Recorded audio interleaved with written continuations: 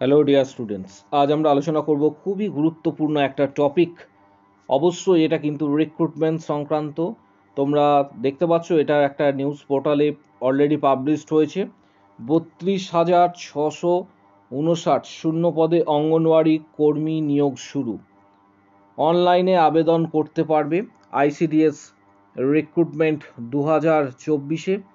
এক্ষেত্রে কিভাবে আবেদন করবে এবং সময়সীমা কত দেওয়া হয়েছে, কি কি ক্রাইটেরিয়া রয়েছে, সমস্ত বিষয়গুলি তোমাদের সামনে তুলে ধরব।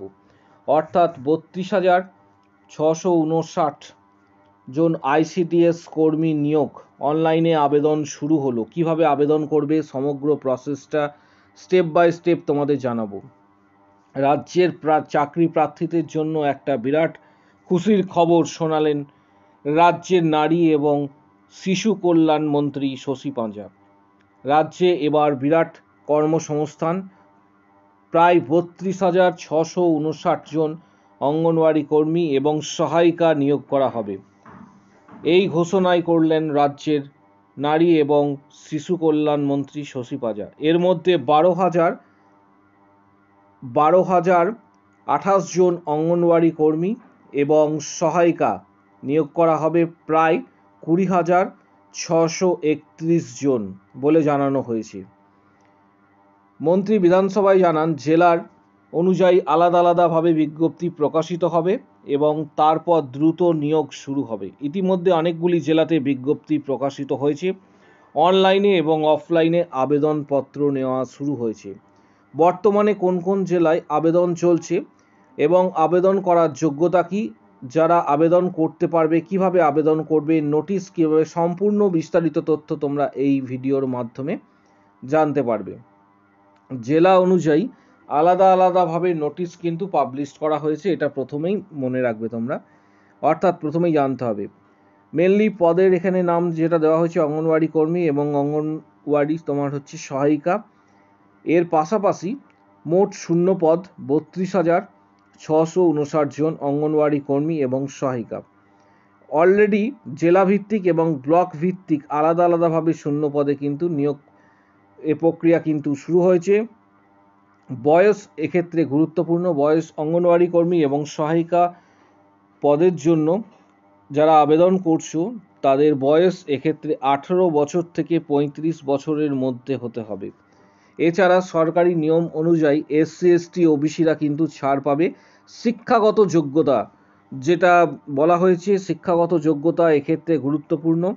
এক্ষেত্রে দুটি পদের ক্ষেত্রেই ন্যূনতম উচ্চ মাধ্যমিক পাস হতে হবে, অর্থাৎ এইচএস কিন্তু পাস করতে হবে। বেতন যেটা বলা হয়েছে অঙ্গনওয়াড়ি কর্মীদের সাম্মানিক ভাতা দেওয়া হয়, এক্ষেত্রে মূলত অঙ্গনওয়াড়ি সহায়িকা যারা রয়েছে তাদের 6,800 টাকা এবং কর্মী মাসে 9,000 টাকা পর্যন্ত বেতন পেয়ে থাকে। নিয়োগের পদ্ধতি এখানে বলা হয়েছে যে এই পদে চাকরি পাওয়ার জন্য চাকরি প্রার্থীদের প্রথমে লিখিত পরীক্ষা দিতে হবে। লিখিত পরীক্ষায় মোট 90 নাম্বার থাকবে এবং লিখিত পরীক্ষায় যারা সফল হবে তাদের 10 নম্বরের মৌখিক পরীক্ষা বা ইন্টারভিউ এক্ষেত্রে নেওয়া হবে। সফল হলে কিন্তু পরীক্ষার্থীরা চাকরি এক্ষেত্রে পাবে। তাহলে এই পদের জন্য সিলেবাস কি রয়েছে। মাতৃভাষায় একটি প্রবন্ধ 150 নম্বরের মধ্যে, ক্লাস 8 স্ট্যান্ডার্ড 15 নম্বর। পাটিগণিত অবশ্যই এমসিকিউ টাইপের, ক্লাস 8 স্ট্যান্ডার্ড 20 নম্বর। পুষ্টি, জনস্বাস্থ্য এবং মহিলাদের অবস্থা এটা নিয়ে 15 নম্বর থাকবে। ইংরেজি থাকবে 20 নম্বর এবং সাধারণ জ্ঞান থাকবে 20 নম্বর। অঙ্গনওয়াড়ি পদে আবেদন করার যে পদ্ধতি সেটা মূলত অনলাইনে কিছু কিছু জেলার ক্ষেত্রে প্রকাশিত হয়েছে। জেলা অনুযায়ী আবেদন করার জন্য আলাদা আলাদাভাবে কয়েকটি জেলাতে অনলাইন আবেদনপত্র নেওয়া হচ্ছে। এছাড়াও অফলাইনে আবেদনপত্র বা ফর্ম তোমরা জমা করতে পারবে।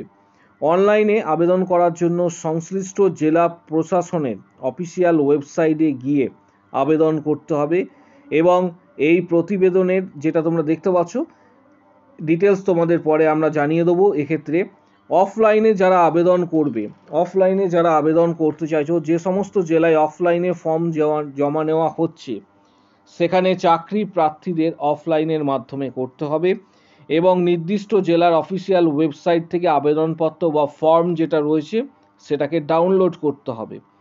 তারপর সেই যে তোমরা যে ফর্মটা ডাউনলোড করছো সেটা প্রিন্ট আউট করে সঠিকভাবে নাম, ঠিকানা, জন্ম তারিখ, গ্রাম পঞ্চায়েতের নাম, শিক্ষাগত যোগ্যতা ইত্যাদি গুরুত্বপূর্ণ তথ্যগুলি কিন্তু নির্ভুলভাবে ফিল আপ করতে হবে।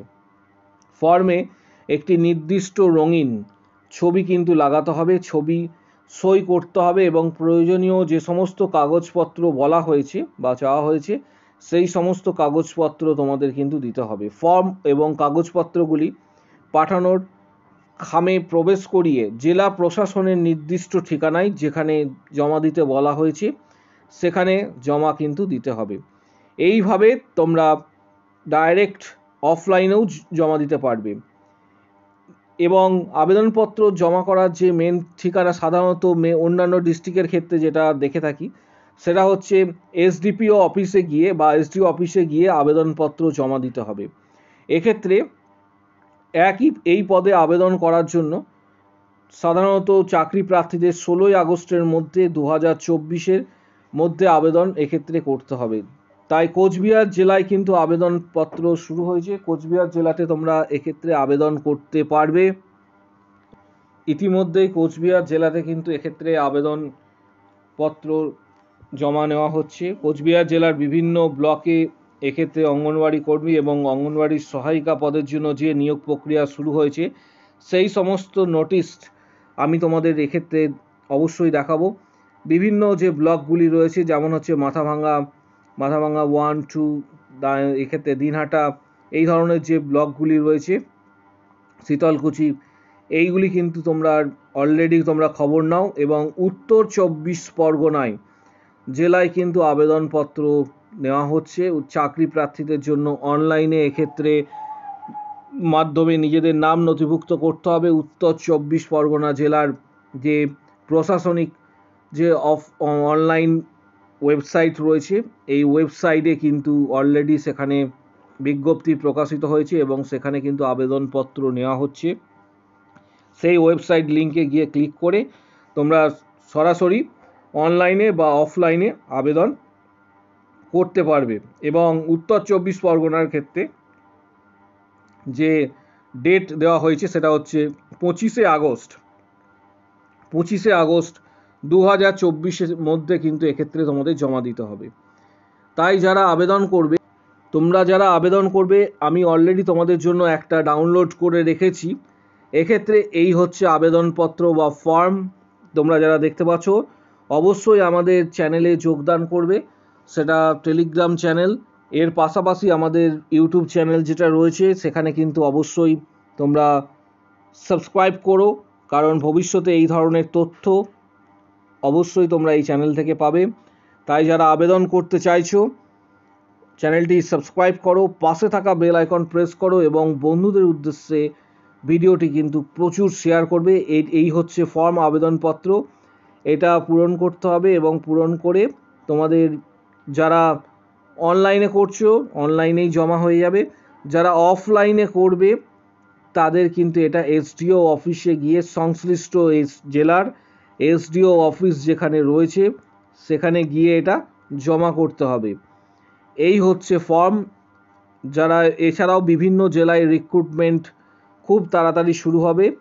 বিভিন্ন জেলাতে রিক্রুটমেন্ট আসতে চলেছে। এটা জেলা ভিত্তিকভাবে রিক্রুটমেন্ট হবে, আলাদা আলাদাভাবে। এই ফর্মটি তোমরা যদি পেতে চাও টেলিগ্রাম চ্যানেল জয়েন করো। টেলিগ্রাম চ্যানেল জয়েন করে সেখানে আমি এই ফর্মটা কিন্তু দিয়ে দেবো। ভিডিওটা প্রচুর শেয়ার করো। টেলিগ্রাম চ্যানেলের লিঙ্ক এই ভিডিওর কমেন্ট বক্স সেকশানে নিচের দিকে থাকছে। আমাদের চ্যানেলটি অবশ্যই সাবস্ক্রাইব করো, পাশে থাকা বেল আইকন প্রেস করবে এবং ভিডিওটি প্রচুর শেয়ার করবে। কারো যদি কোনো কোশ্চেন্স বা কোয়ারি থাকে কমেন্ট বক্স সেকশানে অবশ্যই জানাবে। আজকের ভিডিও এই পর্যন্ত।